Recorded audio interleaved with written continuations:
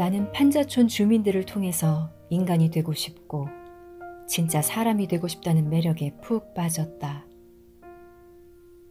사실 사람이 태어나서 제대로 된 인간이 되고 참 사람이 된다는 것이 얼마나 어려운 일인지 모른다. 그런데 판자촌 주민들이 그 가능성을 열어주었다. 청계천 주민들이 인간답다고 생각했던 이유는 공동체 분위기 때문이다. 가난하지만 굉장한 공동체였다. 또 가난했기 때문에 공동체가 생겼는지도 모른다. 동네에 꼬마들이 엄청나게 많았는데 누가 이 꼬마들의 아버지, 어머니인지 알 수가 없었다. 주민들과 꼬마들 전부가 내 자식들이고 아버지, 어머니였다. 내 자식, 네 자식 따질 것 없이 전부가 내 자식인 줄 알고 서로 돌보고 있는 것이다. 이 공동체 분위기를 보면서 이것이 진짜 사람이 되는 길이라고 생각했다. 나는 이들 꼬마의 부모가 누구인지 알 수 없을 정도로 똑같이 부모 역할을 하고 있는 판자촌 공동체를 보고 내 것 중심으로 생각하지 않는 실제 생활을 체험했다. 다 내 자식이고 내가 키우는 사람이고 내가 돌봐야 되는 사람이라는 공동체 분위기였다. 나는 이것이 진짜 사람이 되는 방향이라고 확신했다. 개인주의적인 생각이 강하면 사람이 안 된다는 사실이 확인된 것이다. 엄밀하게 따지면 자기 것만 챙기는 사람은 사람이 아니고 동물에 속한다고 봐야 한다. 어찌 보면 인간의 자존심을 건드리는 문제인지 모르지만 너무 자기 것만 챙기면 동물들이 하는 행동하고 다를 바가 없다. 그래서 사람은 남의 자식도 생각하고 딴 사람도 생각하고 이웃도 생각하고 사회도 생각하는 것. 그것이 사람이 할 짓이지 그것을 안 하면 사람이 할 짓이 못 되는 것이다. 나는 나의 비인간적인 모습이 판자촌 주민을 통해서 비춰지는 것을 확인했다. 정확하게 얘기하면 나야말로 참으로 비인간적이구나라는 사실을 깨달은 것이다. 그동안 나는 학교에서 가르치고 예수회의 부수련장, 수련장 생활을 했는데 판자촌에 들어와서 나를 비춰보니 내가 얼마나 여유가 없는 삶을 살았는지 확연하게 드러났다. 하루 종일 바빴다. 아침부터 밤늦게까지 학생들을 만나고 예수회 신학생들을 면담했다. 항상 스케줄이 꽉 차 있었다. 그런데 판자촌 사람들은 보니까 닥치는 대로 살았다. 나는 닥치는 대로 살 수가 없다. 그러니까 전혀 여유가 없는 것이다. 시간도 없지만 마음의 여유가 전혀 없는 내가 비춰졌다. 항상 계획적으로만 살아왔지 자유자재로 그냥 되는 대로 살지 못하는 나를 본 것이다. 나는 정부가 박정희 대통령이 발동한 긴급조치로 잡혀가 구속되면서 청계천 판자촌에서 나올 수밖에 없었다. 1974년 4월이었다. 중앙정보부의 개입이 심했다. 소식을 들으니 정부는 군사재판을 받고 15년형을 선고받아 징역살이를 했다. 약 11개월 동안의 징역살이를 했을 때 정부는 1975년 2월에 형 집행정지로 출소했다. 정구를 석방되자마자 만났다. 서로 의논하면서 앞으로 어떻게 할까 하고 상의했다. 나와 정구는 다른 판자촌에 들어가기로 결정했다. 정구가 여기저기 판자촌을 찾아 돌아다녔다. 정구가 양평동 판자촌을 알아냈다. 우리 둘은 그곳에 가기로 했다. 정구가 1975년 10월에 양평동 판자촌에 먼저 들어갔고 나는 한 달 후에 들어갔다. 판자촌 주민들은 미국 신부가 이사 온다는 소문에 기대를 했던 모양이다.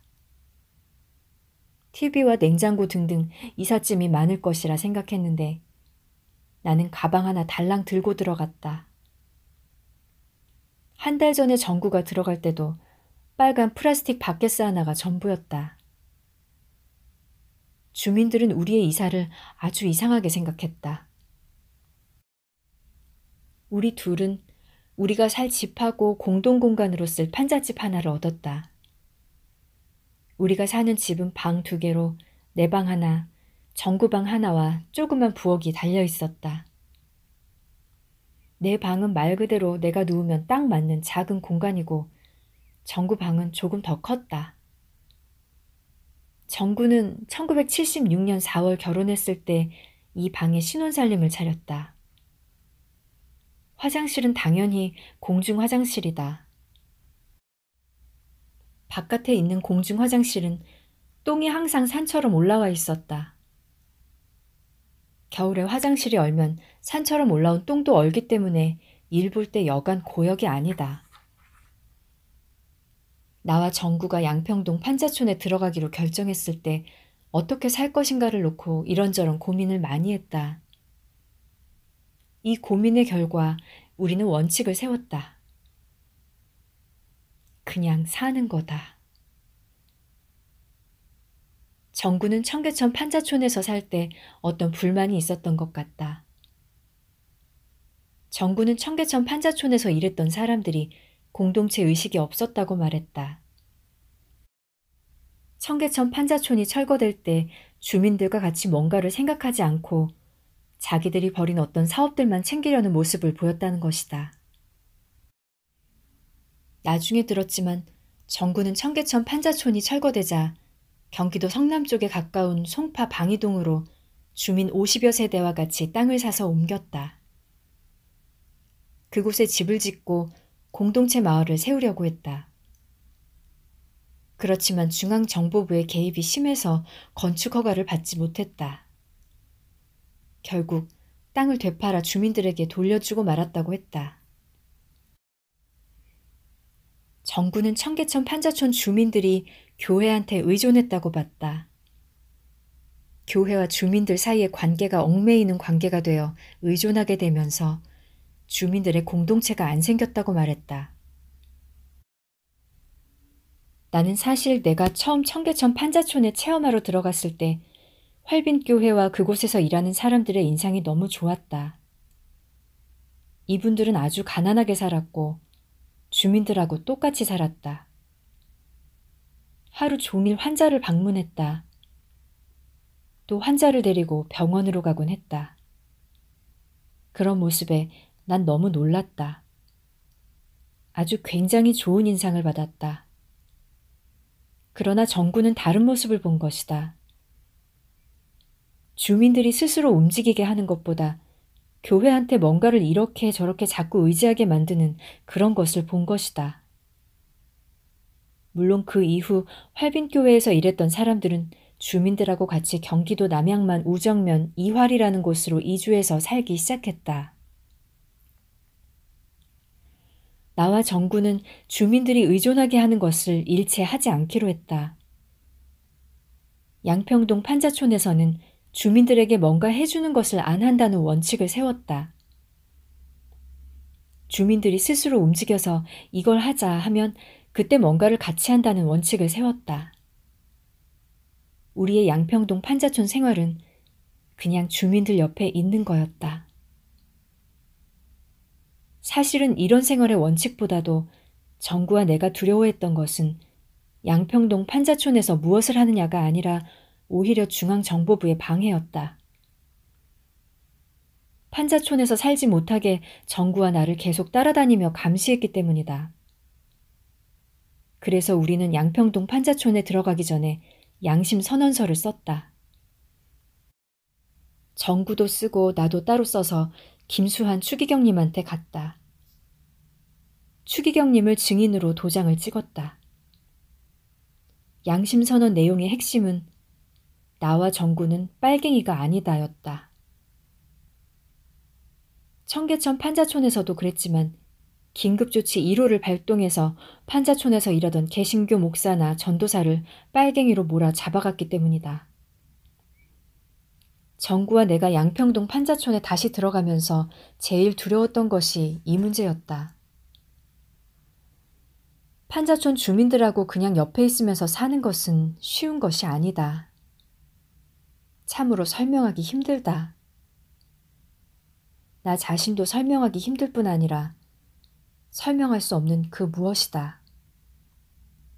그래서 무슨 화두 같다.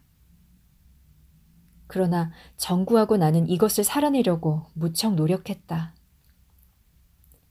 우선 주민들이 사는 모습을 보면 무슨 사업을 벌여서라도 그 문제를 해결하고 싶은 마음이 생긴다. 판자촌의 환경이나 생활 조건이 형편없이 열악하기 때문이다. 이런 문제들을 해결하고 싶은 것이 사람의 마음이다. 그래서 막 해결하기 시작하면 그만 해결사가 되고 만다. 그러니 해결사로 살면 오히려 마음이 편하다. 그러나 해결사가 아니고 그냥 주민들 옆에 산다는 것이 얼마나 힘든 것인지 모른다. 그래서 화두라고 말하는 것이다.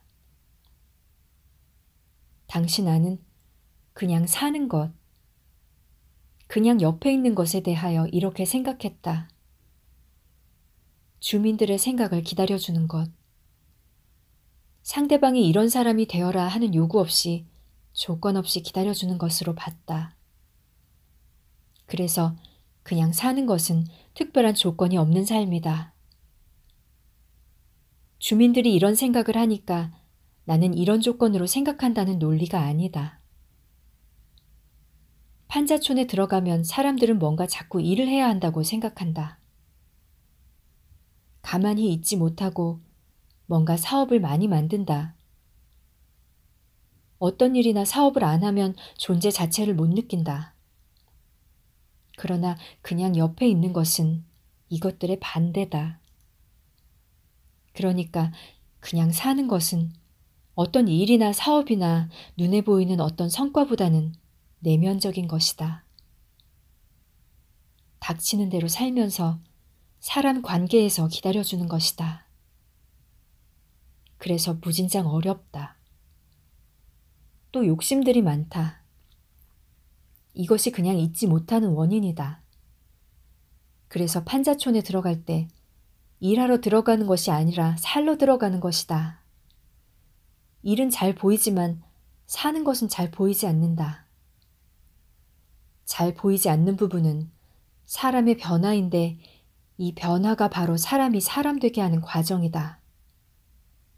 이 과정은 있어주고 기다려주고 하면서 그냥 사는 것이다.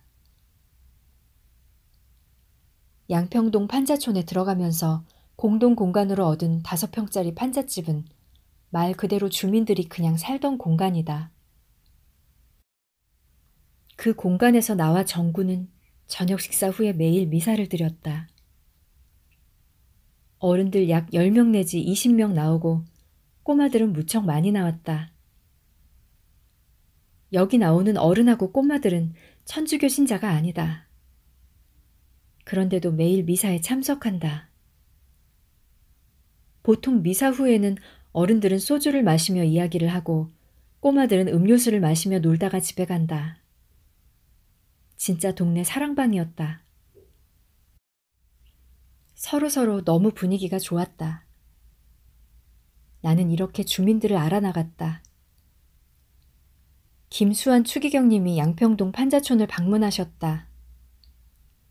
추기경님은 나와 정구에 대하여 많은 관심을 가지고 지켜보고 있는 터였다. 우리는 판자촌에 살면서 주민들의 사랑방으로 자리 잡고 있는 이 작은 공간을 정식으로 개방하기로 하고 추기경님을 초청해 축성미사를 드렸다. 이때 이 공간 이름을 예수회 보금자리라고 했다. 이날 이 작은 공간에 엄청나게 많은 어른들과 꼬마들이 참석했다. 말 그대로 발 디딜 틈이 없었다. 그 이후에는 예수회 신부님이나 수사님들도 자주 오셨다. 이 공간은 아이들의 공부방으로도 쓰였다. 학교에서 돌아온 아이들이 이곳에서 숙제를 했다. 그러다가 아이들의 숙제를 지도하게 되었다. 나중에는 자원봉사 학생 교사들이 이곳에 와서 아이들 숙제를 봐줬다. 누구인지는 다 기억이 없지만 예수회 식구들하고 정구의 처 신명자를 통해서 자원교사를 연결했다. 보금자리는 노인정 역할도 했다. 노인들이 와서 바둑 두고 장기를 뒀다. 또 언제인지 기억이 없지만 이 5평에 120명이나 되는 꼬마들이 몰려들었다. 1976년 12월 크리스마스 때는 군대 갔던 재천이가 휴가 나와서 산타 복장을 입고 산타 할아버지로 분장하여 양평동 판자촌 일대를 돌아다니며 선물을 나눠주는 행사를 벌였다. 그러니까 이 5평짜리 보금자리 공간에서 매일 엄청난 일들이 벌어졌다. 어른들이 쉬고 놀고 싸우는 곳이면서 꼬마들이 공부하는 곳이고 노인들이 여가를 보내는 동네의 노인정 같은 사랑방이었다. 이것 때문에 양평동 공동체가 생겼다. 그래서 이 보금자리는 실제로 공동체가 생겨난 근간이다. 양평동 판자촌은 1977년 4월경 철거되었다. 여기서 1년 6개월 정도 살았는데 그동안 이 보금자리 공간은 공동체가 생겨나는 역할을 톡톡히 했다. 주민들하고 친해지는 숫자가 늘어났다. 그냥 살면서 친해지고 보금자리 공간에서 벌어지는 여러 일들과 관계를 통해서 친해졌다. 우리하고 친한 주민들이 60명이나 됐다. 그러면서 분명해진 것이 있다. 우리는 주민들의 문제를 해결해주는 사람이 아니다. 해결은 주민들이 해야 한다. 우리도 같은 동네 주민이다. 주민들은 우리를 윗사람으로 보지 않고 그냥 한 주민으로 보고 있었다. 그렇게 되니까 양평동 판자촌에서 공동체가 생겼다. 관계는 더 친해졌다. 1975년 11월부터 나와 정구가 양평동 판자촌에 들어가서 살고 있는데 재천이가 우리 집에 살러 들어왔다. 정구한테 얘기를 들으니 재천이가 시골에서 편지를 보내왔다는 것이다. 자기도 양평동 판자촌에 나와 정구하고 같이 살고 싶다는 내용이었다. 시골집에서 온 편지를 보고 정구가 같이 살아도 좋다고 소식을 보냈다는 것이다. 그래서 천안 시골에 머물고 있던 재천이가 같이 살게 되었다. 나는 청계천 판자촌에서 재천이를 본 기억이 없지만 정구는 감옥에서 나온 후 여러 차례 만나서 이미 알고 있는 사이였다. 1976년 1월 초부터 재천이가 와서 정구방에서 같이 살았다. 그러다가 정구는 결혼 날짜가 잡혔고 재천이는 군대에 입대하는 날짜가 잡혔다. 정구는 1976년 4월 17일 향린교회에서 신명자와 결혼식을 올렸다. 다음에 재천이가 4월 20일 군대에 입대했다. 정구는 결혼식을 올리고 신혼살림을 차렸다. 그때부터 나와 정구 부부가 한 집에서 살기 시작했다. 나는 불편을 모르고 살았지만 정구 부부는 불편한 것이 많았을 것이다. 정구가 결혼하는 날은 피로연에 온 모든 사람들이 술에 취했다. 양평동 판자촌 5평짜리 공간 보금자리에서 피로연을 했다. 친분이 두터운 선후배들이 잔뜩 몰려와 정구와 명자의 결혼을 축하했다. 정구와 명자는 이미 피로연 때 마실 술로 사과주를 도구로 준비해 두었다. 선후배들이 그 술로 그만 모두가 취해버렸다. 피로연 장소인 판자촌의 그 보금자리 공간은 그 주변이 모두 시커먼 수렁이다. 술에 취한 사람들이 그만 그 수렁에 빠져 신발과 옷을 버리면서까지 신나고 흥겹게 결혼을 축하했다. 정구와 명자가 신혼여행을 떠난 뒤 재천이는 내리 3일 동안 술만 마시다가 술에 취한 상태로 군대에 입대하러 양평동 판자촌을 떠났다. 정구는 이것저것 뭔가를 잘 고쳤다. 판자촌 신혼살림이라 불편한 것이 한두 가지가 아니었다. 게다가 밖에서 사람들이 수없이 왔다 갔다 했다. 내가 판자촌에 산다는 소문이 퍼지면서 예수의 수사님이나 신부님들이 수시로 오갔다. 어디 수도의 수녀님인지는 기억이 없지만 수녀님들도 수없이 오갔다. 정구 부부는 그 손님들을 맞아들이고 대접하느라 정신없이 보냈다. 부엌이 좁아서 음식 장만이 여간 어려운 것이 아니다. 그러니 정구는 수시로 뭔가를 점검하고 고치고 했다. 연탄 아궁이를 고치고 지붕을 고치고 하는 것이 정구의 몫이 됐다. 밤이면 쥐들이 방 천정과 부엌 천정을 활보하기 시작한다. 그 쥐소리로 잠을 잘 수가 없다. 정구가 그걸 못 참고 쥐를 잡으려고 천장을 뒤지기 시작했는데 그만 부엌 천정이 내려앉았다. 그때 천정에서 쥐똥이 정구 머리 어깨에 우르르 쏟아져 내려 다 뒤집어 쓰고 말았다. 쥐똥 세례를 받았다. 정구의 고민이 깊어졌다. 살림을 차렸으니 먹고 살 궁리를 해야 했다. 어딘가 취직을 해서 돈을 벌 요량으로 이곳저곳에 취직 자리를 알아보았다. 그러나 취직이 되는 곳이 한 곳도 없었다. 정구 얘기를 들으니 기가 막혔다. 중앙정보부 담당 요원들이 정구를 계속 따라다니면서 두 가지를 요구했다. 하나는 판자촌에 살지 말고 나가라. 또 하나는 저 외국 신부 정희루와 살지 말라. 이 두 가지를 정구가 들어주면 아주 좋은데 취직을 시켜주겠다는 것이라 했다. 여기서 정구가 하느님의 어떤 징표, 즉 사인을 느꼈다. 그것은 바로 저 사람들이 하라고 하는 것 반대로 하면 된다. 그래서 정구가 절대 판자촌에서 안 나가고 절대 정신부하고 같이 살고 하기로 했다고 하면서 정구는 하느님한테 나는 취직할 수밖에 없다고 했다. 정구는 1976년 9월 1일 성경책을 사가지고 거기다가 취직기념 하느님께 라고 썼다. 그때 나는 정구한테 와, 굉장하다. 정구가 하는 인상을 받았다.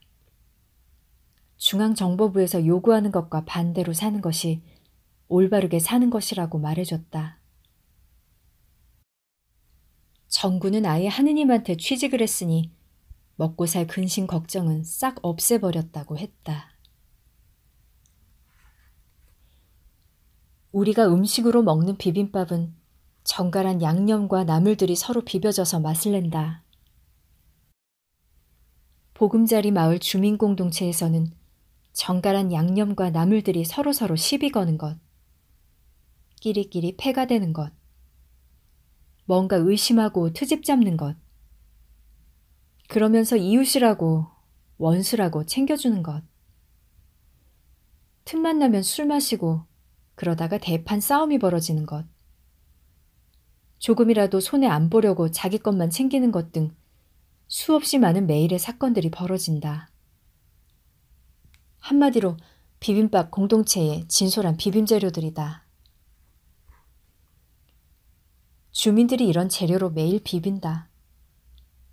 더구나 마을 잔치가 벌어지면 아주 진하게 비벼진다. 이런 날은 술과 춤이 더 추가되어 비벼진다.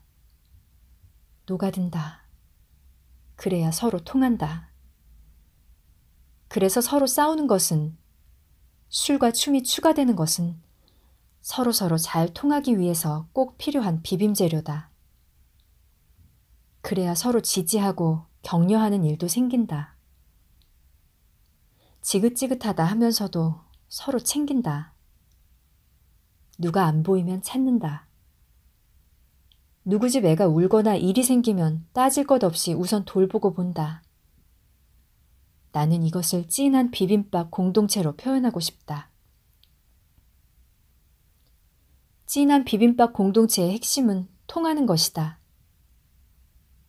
내가 믿고 따르는 예수님도 남을 위해서 살다 보니까 공동체가 생겼는데 제자들과 가난한 사람들과 진짜 잘 통하면서 사셨다. 나의 모범이시다. 통한다는 것은 내면과 마음이 통하는 것이다. 그래야 사업이나 일도 잘 통한다. 어떤 특성도 잘 통한다. 각자가 다 다르고 사정이 다르기 때문에 이것이 잘 받아들여지는 것. 그것이 진짜 통하는 것이고 상대를 열심히 들어주는 것이 된다. 들어주면 공동체가 생긴다. 주민들은 싸우면서 공동체가 생기고 튼튼해졌는데 이것도 싸움을 통해서 서로 들어줬기 때문이다. 충분히 들어주면 반드시 공동체가 생긴다. 안 들어주면 생겼던 공동체도 깨진다. 그래서 공동체는 확실히 사람이 되는 길이다. 들어주고 통하고 하는 모습이 사람의 진짜 모습이고 진짜 비벼지는 공동체의 모습이기 때문이다.